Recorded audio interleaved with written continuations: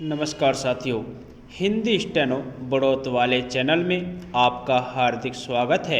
आज की डिक्टेशन रामधारी गुप्ता खंड 1 से प्रतिलेखन संख्या 53 व 54 से 100 वर्ड पर मिनट की स्पीड से होगी। तो आइए शुरू करते हैं। डिक्टेशन शुरू होगी 5 सेकंड बाद।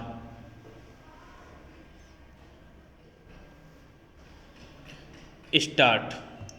महोदय, हम सभी इस बात के शिकार हो जाते हैं कि अपने दलगत स्वार्थ में आकर गलत काम कर बैठते हैं। कभी भाषा और कभी किसी प्रदेश के स्वार्थ में ऐसे प्रश्न उठते हैं जो हमारे राष्ट्र की एकता को कमज़ोर करते हैं।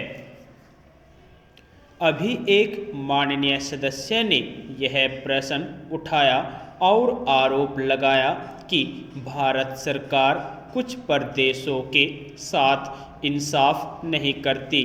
भारत सरकार कुछ प्रदेशों के प्रति पक्षपातपूर्ण नीति अपनाती है। यही मनोवृत्ति है जिसमें एक प्रदेश को दूसरे प्रदेश के विरुद्ध भड़काया जाता है, एक जाति को दूसरी जाति के विरुद्ध खड़ा किया जाता है, एक धर्म को दूसरे धर्म के विरुद्ध खड़ा किया जाता है और एक भाषा और दूसरी भाषा वालों के बीच में भड़काव पैदा करके लड़ाई पैदा की जाती है। यही मनोवृत्ति है जिसको हमारे विरोधी दल के बहुत से लोग भड़का कर पैदा करते हैं। उनकी अपनी गलत नीतियों के कारण विशाल दृष्टिकोण नहीं होता है और वे ऐसे प्रश्नों को उभार कर अपना स्वार्थ सिद्ध करते हैं। स्पष्ट है कि ऐसे समस्त प्रश्नों का परिणाम हमेशा बुरा होता है। इसलिए मैं सभी राजनीतिक पार्टियों के नेताओं से अपील करना चाहूँगा कि जो प्रश्न हमारे देश के सामने है और जिन पर हम सबको चिंता हो रही है तथा जिनका हल निकालने की हम कोशिश करते हैं, उन तमाम प्रश्नों के ऊपर हम ठंडे दिल से विचार करें। श्री वाजपेयी ने एक अच्छी बात कही। उन्होंने कहा कि इन प्रश्नों का हल सड़कों पर नहीं होगा। मैं भी उनसे इस बात में सहमत हूँ कि इन प्रश्नों का हल प्रजातांत्रिक ढंग से ढूंढने का प्रयत्न करना चाहिए। हमें इनका हल प्रजातांत्रिक व्यवस्था के अंदर करना होगा। सड़कों के ऊपर इन प्रश्नों का हल नहीं हो सकता है। राजस्थान के अंदर जो अकाल पड़ा हुआ है और लोग मर रहे हैं, उसकी तरफ चिंता नहीं हो रही है। अब राजस्थान में जो संकट है और इस तरह के जो दूसरे प्रश्न हैं, उन पर हम लोग एक साथ बैठकर गंभीरता से विचार करें और उनका हल तलाश करें। खाली इस तरह से आरोप लगाने से और उपदेश देने से काम नहीं चलेगा।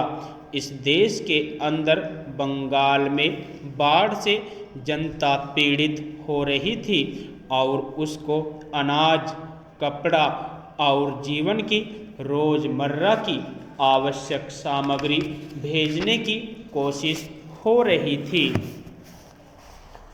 महोदय, उस जमाने में रेलवे कर्मचारियों को भड़का करके हड़ताल करना और फलस्वरूप एक ऐसी व्यवस्था पैदा करना जिसके कारण बंगाल के पीड़ित लोगों की सहायता न की जा सकी, उचित कार्य था। लेकिन यह कार्य मेरे घर के भाइयों ने किया था। मेरा कहना है कि केवल उपदेश से काम नहीं चलता है। जब ऐसे प्रश्न आए तो उपदेशात्मक भाषाओं में ही फंस कर न रहा जाए, बल्कि आवश्यकता है कि ऐसे प्रश्नों पर सारे राजनीतिक दल देश हित को ध्यान में रखते हुए संजीदगी से विचार करें और उन सब का हल तलाश करें। आज श्री वाजपेयी ने प्रधानमंत्री पर कुछ आक्षेप किए। वे बड़े गुस्से में थे और इतने क्रोध में थे कि उन्होंने अपने मस्तिष्क का संतुलन खो दिया था। उन्होंने आरोप लगाया कि सरकारी कर्मचारियों के प्रयास से बड़ी बड़ी सभाएं की गई। मैं वाजपेयी जी का गुस्सा और उनका असंतुलित होना समझ सकता हूँ।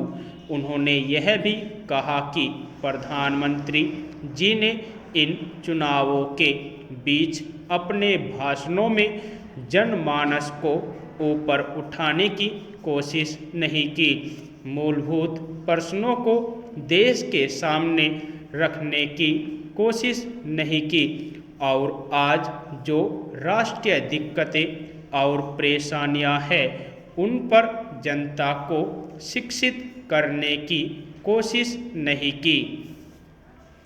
प्रधानमंत्री ने अपने चुनाव भाषणों में देश के अंदर जो शक्तियां राष्ट्रीय एकता को भंग कर रही है, धर्म के नाम पर, जाति के नाम पर, भाषा के नाम पर या क्षेत्रीयता के नाम पर संकीर्णता की भावना पैदा कर रही है, जनता को उनसे सजग किया।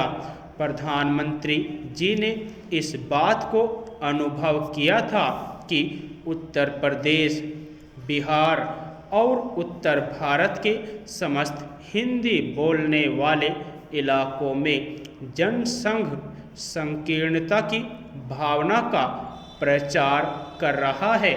जिस प्रकार से जनसंघ सांप्रदायिकता की भावना को बढ़ावा दे रहा है, राष्ट्रीय शक्तियों को तोड़ने की नीति चला रहा है, उससे हमारे राष्ट्रीय मूल, राष्ट्रीय नीतियाँ और राष्ट्रीय एकता खतरे में है। इसीलिए प्रधानमंत्री ने जनसंघ के ऊपर इस बात का प्रहार किया था कि वह सांप्रदायिक शक्ति है और उससे जनता को सावधान हो जाना चाहिए। आज जो वाजपेयी जी का गुस्सा है उसको हम समझ सकते हैं। उन्होंने एक सपना देखा था, एक सुनहरा सपना, उत्तर प्रदेश में अपनी सरकार बनाने का, बिहार में अपनी पार्टी को बहुमत प्राप्त कराने का। यदि आपको डिक्टेशन अच्छी लगी हो तो हमारे चैनल को सब्सक्राइब करें तथा वीडियो को लाइक व शेयर भी करें। धन्यवाद।